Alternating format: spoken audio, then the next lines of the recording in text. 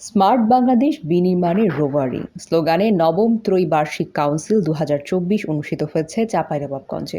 শনিবার সকালে জেলা প্রশাসকের সম্মেলন কক্ষে এই ত্রৈবার্ষিক সম্মেলনের আয়োজন করে বাংলাদেশ স্কাউট চাঁপাইনবাবগঞ্জ জেলা রোভার।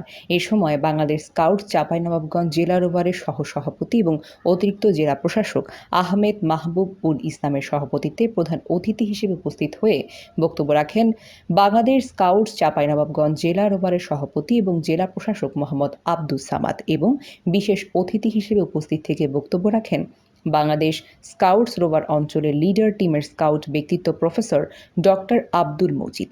এ সময় অন্যান্যদের মধ্যে বাংলাদেশ স্কাউটস চাঁপাইনবাবগঞ্জ জেলা রোভারের কমিশনার মোহাম্মদ আতাউর রহমান, সহ সভাপতি প্রফেসর ডক্টর সৈয়দ মোহাম্মদ মোজাহিরুল ইসলাম, যুগ্ম সম্পাদক মোহাম্মদ জাহাঙ্গীর আলম, ভবানীপুর দারুল হাদিস ফাজিল মাদ্রাসার অধ্যক্ষ মোহাম্মদ ইলিয়াস উদ্দিন এবং সহ জেলা উপজেলার স্কাউটস রোভার সদস্যবৃন্দ উপস্থিত ছিলেন। Nusrat Jahan, CN Bangla news desk.